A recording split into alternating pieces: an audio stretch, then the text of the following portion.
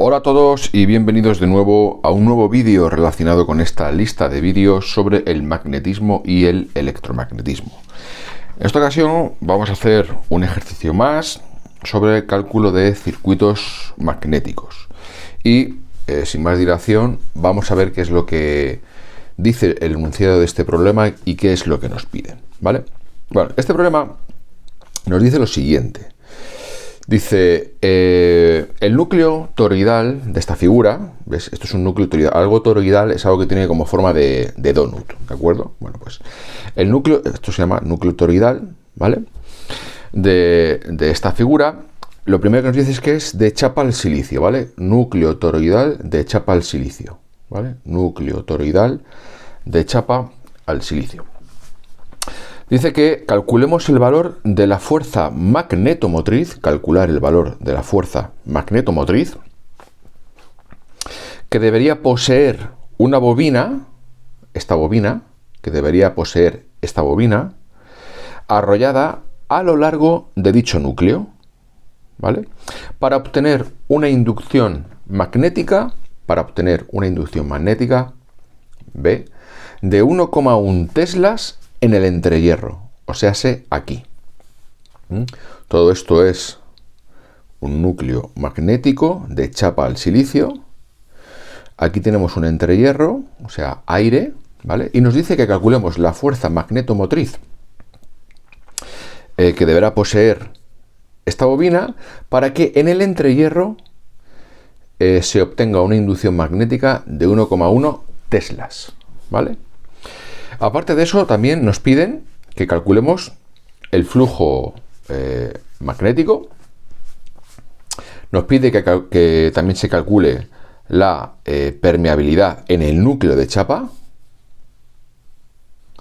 Y por último, nos pide que calculemos la reluctancia tanto en el núcleo de chapa como en el entrehierro. O sea, nos piden 1, 2, 3 y 4 cosas. ¿Vale? Pues venga, vamos a ir paso a paso a ver cómo lo solucionamos. Venga, lo primero que vamos a hacer es calcular la fuerza magnetomotriz que debería de tener esta bobina para generar una inducción magnética de 1,1 teslas aquí, en este espacio, ¿vale? Entonces, para ello, bueno, voy a separar esto un poquillo, a ver, voy a separar esto por aquí. De momento voy a apartar un poco esta figura. Para ello, bueno, pues tenemos que saber que esa fuerza magnetomotriz que nos piden va a ser la suma de la fuerza magnetomotriz del hierro, ¿vale? De esta chapa al silicio de hierro, más la fuerza magnetomotriz en el aire, ¿ok? Entonces tendremos que calcular ambas cosas, la fuerza magnetomotriz del hierro y la fuerza magnetomotriz del aire, de la parte del aire, ¿vale? Bueno, vamos a verlo aquí. Mira, vamos a calcular primero la fuerza magnetomotriz en el hierro. La fuerza magnetomotriz en el hierro responde a una fórmula que es la H del hierro por la L del hierro, ¿de acuerdo? O sea, es una fórmula que tenemos que saber, que ya hemos visto en vídeos anteriores y que directamente es esto, ¿vale? ¿Qué sería H y qué sería L? Pues H es la intensidad de campo magnético y L es la longitud por donde va a circular esas líneas de fuerza de campo magnético, ¿vale? Entonces, vamos a calcular primero, si os parece, la H del hierro, ¿vale? Como pongo aquí, calcular H del hierro. Lo primero que tenemos que hacer es acceder a una tabla que nos tienen que proporcionar, ¿vale? Entonces, aquí lo que os pongo es, para conseguir una inducción, como dice el problema, de 1,1 teslas aquí en el aire, pero que también es lo que va a recorrer este núcleo magnético, ¿vale? Se necesita una intensidad de campo de... Bueno, pues ¿qué vamos a hacer? Miramos, os preparo ahora mismo la tabla. Miramos una tabla que, repito, nos tienen que proporcionar, ¿vale? Entonces, si yo miro esta tabla, me encuentro aquí una beta que quiero conseguir de 1,1 teslas, lo que me ha dicho el enunciado, ¿vale? Una beta de 1,1 teslas, ¿vale? Y como me dicen que tenemos chapa al silicio, pues lo que hago es beta, una B de 1,1 teslas, hierro forjado no, chapa normal no, chapa al silicio. Por tanto, me vengo aquí, serían 530 amper vuelta partido de metro, ¿vale? Por tanto, de esa tabla que os acabo de mostrar ahora mismo, sacaríamos que tenemos 530 amper vuelta. ¿Qué nos queda para acabar de calcular la fuerza magnetomotriz en el hierro? La longitud, ¿vale? La longitud siempre es la longitud media, o sea, nos tienen que dar unas dimensiones. Aquí, si os dais cuenta, me da la dimensión del radio interno, la del radio externo, pero yo lo que quiero saber es la longitud, ¿vale?, del hierro. O sea, sé desde aquí hasta aquí, sin contar el entrehierro, ¿de acuerdo? Sin contar el entrehierro. Bueno, pues lo que tenemos que saber es que la longitud de una circunferencia es igual a 2πr. El 2 es una constante, aquí lo tengo. El pi es otra constante, aquí lo tengo. Y el radio, pues tengo que saberlo. Fijaros, el radio, si esto es 20, el interno, y el externo es 25, pues ¿cuál va a ser el radio medio? Pues 20 menos 25 serían 5, perdón, 25 menos 20 serían 5, 5 sería todo esto, pero yo quiero saber hasta aquí, ¿vale? Por tanto serían 20 más 2,5, o sea, 22,5.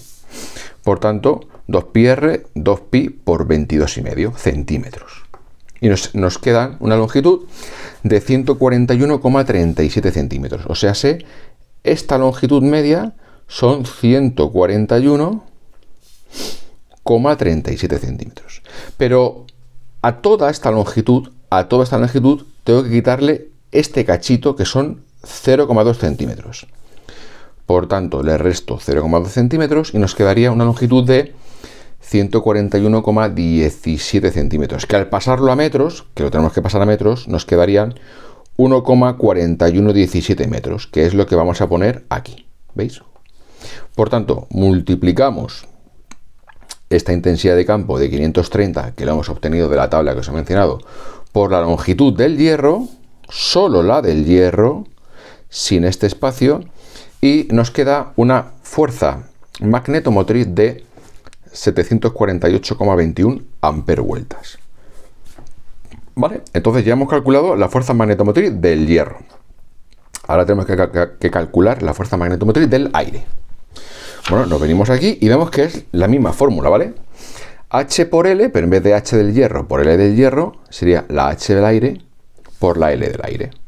Entonces vamos a calcular la H del aire. ¿Cómo calculamos la H del aire? Vale, la intensidad de campo en el aire, ¿vale? Esta, o entre hierro, aquí, ¿vale? La calculamos aplicando el concepto de permeabilidad mu. La permeabilidad mu, digamos que es la facilidad que tiene un material de dejar pasar a su través líneas de fuerza magnéticas, ¿vale? Y su fórmula es esta, mu es igual a B partido de H. Como yo quiero saber H, despejo H, y ahora ya especifico. La H del aire es igual a la B del aire entre la mu del aire, la permeabilidad del aire, que es mu sub 0, que es una constante, ¿vale? ¿Cuánto vale la B del aire? Aquí nos lo dice en el enunciado. 1,1 en el entrehierro, 1,1 teslas. Y la mu, la permeabilidad del aire, es una constante que hay que sabérsela, que es 4pi por 10 a la menos 7 henrios partido de metro. ¿Ok? Si operamos esto, nos queda una H, una intensidad de campo de 875.352 amper vueltas. Esta H la metemos aquí y hay que poner por la longitud. ¿Cuál es la longitud? Pues fijaros, esta. Son 0,2 centímetros, pero no lo ponemos en centímetros, sino que lo ponemos en metros. Por eso es 0,02 metros. Y nos sale una fuerza magnetomotriz en el aire de 1750,7. Si os dais cuenta, fijaros, en el aire hace falta mucha más fuerza magnetomotriz que en el hierro. ¿Por qué? Y eso lo comentaremos también al final del problema. Pues porque es mucho más difícil conseguir que las líneas de campo vayan a través del aire que a través de una superficie magnética, ¿de acuerdo? Es mucho más difícil, por eso hace falta más fuerza magnetomotriz. Bueno, pues hallada la fuerza magnetomotriz del hierro y también la del aire, ¿vale? Pues metemos esta fuerza aquí y esta fuerza la vamos a meter aquí, obteniendo al final una fuerza magnetomotriz de 2498,9 amperevueltas. Y esto que hemos calculado, ¿qué sería? La capacidad que debe poseer la bobina, esta bobina, ¿vale? Para generar líneas de fuerza en el circuito magnético. Líneas de fuerza. En concreto, ¿cuántas líneas de fuerza? Pues las necesarias para conseguir una inducción magnética de 1,1 teslas aquí, en el entrehierro. ¿Vale? Por tanto, el apartado A, o la fuerza magnetomotriz F total, ya está calculado. Vamos a ver el apartado B. El apartado B, ¿qué nos dice? Dice flujo magnético Φ. Hay que calcular el flujo magnético Φ. Bueno, para ello, tengo aquí otra hoja. Aquí tengo el enunciado, ¿vale? Este es el enunciado y aquí tengo otra hoja. El flujo magnético Φ, pues partimos de una fórmula. ¿De qué fórmula? De esta fórmula que tenemos aquí. La inducción magnética es igual al flujo magnético entre la superficie. ¿Qué superficie? La superficie de este toroidal. Ya os he dicho que un toroidal, ¿vale?, es como un donut. De hecho, este circulito de color amarillo o naranja es la sección, hemos cortado y abatido, ¿vale? Entonces, esta es la sección que tiene este toroidal. Entonces, como me están pidiendo el flujo magnético, lo que hago es despejar de esta fórmula el flujo magnético. De manera que me quedaría que es igual a la inducción magnética por la superficie. La inducción magnética nos la da el propio enunciado. Acordaros de que tenemos una inducción magnética de 1,1 teslas. Lo ponemos aquí, por la superficie. Bueno, ¿cómo calculamos la superficie? Pues de igual manera que antes hemos dicho que la longitud en una circunferencia es igual a 2πr, pues la sección o superficie en una circunferencia es pi por r al cuadrado, ¿vale? Pi es una constante y la r, ¿cuál es la r? La r hemos dicho antes que es el radio, pero claro, esto que tenemos aquí, esta circunferencia, que sería esta, ¿cuánto hemos dicho que tiene de diámetro? Pues de diámetro es 25, el exterior, menos el interior 20 son 5. Estos son 5 centímetros de diámetro. Pero yo no quiero el diámetro, yo quiero el radio. El radio no serán 5, serán 2,5 centímetros. Pero no lo podemos poner en centímetros, hay que ponerlo en metros. Por eso, 2,5 centímetros serían 0,025 metros. Por tanto, pi por r al cuadrado es pi por 0,025 metros al cuadrado, obteniendo como resultado 1,96 por 10 a la menos 3 metros cuadrados, ¿vale?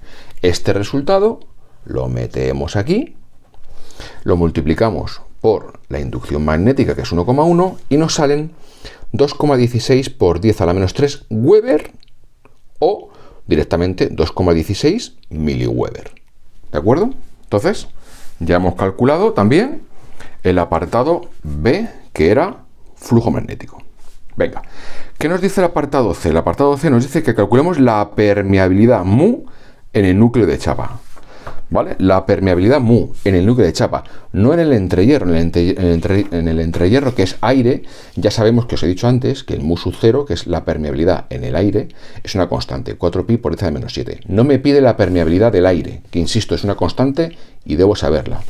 Me pide la permeabilidad aquí, en el hierro, ¿vale? En el núcleo de chapa, ¿vale? Pues nada, aplico la fórmula. La fórmula de la permeabilidad es igual a el campo magnético, ¿de acuerdo?, entre la intensidad de campo H. Campo magnético 1,1 teslas, que desde el principio nos lo están dando como dato, 1,1 teslas, dividido la H, ¿vale? La H, que es la intensidad de campo, que también le hemos calculado al principio en el apartado A, cuando a través de la tabla hemos conseguido ese 530 amper vuelta partido de metro. Pues nada, B igual a 1,1 teslas, H 530 amper vuelta partido de metro. Conclusión, nos quedan 2,075 por 10 a la menos 3 henrios partido de metro. Esta sería la permeabilidad del metal, que si os dais cuenta, fijaros lo que es la permeabilidad del aire. 4pi por 10 a la menos 7, mucho más pequeña que una permeabilidad mucho más pequeña que la permeabilidad que me ha salido aquí en el metal. ¿De acuerdo? ¿Ok? Vale. Y ahora, en el apartado D, lo que me está pidiendo es reluctancia en el núcleo y en el entrehierro. La reluctancia en el núcleo y en el entrehierro. La reluctancia es un concepto que también hemos explicado en vídeos anteriores, que es la reluctancia en un circuito magnético es similar a la resistencia en un circuito eléctrico, ¿vale? O sea, cuanto más grande sea la resistencia en un circuito eléctrico, más le cuesta pasar la intensidad, ¿verdad? Bien, pues cuanto mayor sea la reluctancia en un circuito magnético, más le va a costar pasar los campos magnéticos, ¿vale? Las líneas de fuerza y campos magnéticos. Por tanto, la reluctancia en el aire nos va a salir mucho mayor que la del hierro, que como veis aquí sale eso, pero bueno, vamos a verlo. Mira, la fórmula de la reluctancia, insisto, me está pidiendo la reluctancia en el núcleo y en el entrehierro. La fórmula de la reluctancia es igual a la fuerza magnetomotriz entre el flujo.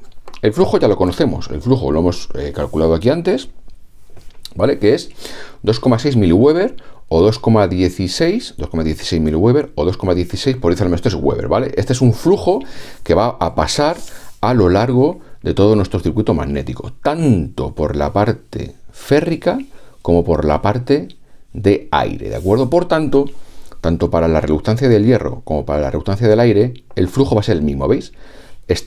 El 2,16 por 10 a la menos 3 Weber. Lo pongo en Weber, no en miliweber, ¿vale? O sea, es el mismo aquí que aquí. Sin embargo, la fuerza magnetomotriz, calculamos al principio que la del hierro son 748,21, aquí lo ponemos, y la del aire lo calculamos aquí, eran 1750,7. 1750,7. Por tanto, la reluctancia del hierro, haciendo esta operación, nos salen 346.393 amper vueltas partido de Weber, y la reluctancia del aire nos salen 810.509 amper vuelta partido de Weber. ¿De acuerdo? Entonces, como os digo, aquí nos ha salido una reluctancia del aire mucho mayor que aquí, más del doble. Os lo pongo aquí, ¿veis? Como puede observarse, la reluctancia del aire, esta, es más del doble que la reluctancia del hierro, esta, ya que el aire produce mayor oposición al paso de flujo magnético que el hierro. Y también, como os he dicho antes, es un concepto muy similar al de corriente y resistencia en un circuito eléctrico. En un circuito eléctrico, cuanto más grande es la resistencia, mayor oposición presenta frente a la intensidad. En un circuito magnético como es este, ¿vale? Cuanto mayor es la reluctancia, mayor oposición presenta frente al paso de líneas de fuerzas magnéticas. Y es que en este núcleo, ¿vale? Aquí la bobina se representa así, pero realmente iría enrollada, ¿vale? En toda su longitud, ¿vale? Entonces, esas líneas de fuerza, de campo magnético, por lo que es el núcleo de hierro, van a pasar mucho más fácilmente que por el aire. Le cuesta mucho más atravesar el aire, ¿vale? Por eso la reluctancia en el aire es mucho mayor que en el hierro. ¿De acuerdo? Y nada más, esto ha sido todo el problema. Bueno, es un problema relativamente largo, ¿veis? Empieza aquí, ¿vale? Con el apartado A, todo esto, hasta aquí. Luego el apartado B, flujo magnético, esto. El apartado C, permeabilidad, esto, y el apartado de reluctancia en el núcleo de hierro y en el entrehierro, o sea, en el aire, que es esto de aquí, ¿vale? De esta figura. Así que nada, espero que os haya gustado el vídeo, sobre todo que os hayáis enterado. Y nada, nos vemos en el siguiente vídeo. Un saludo y hasta la próxima.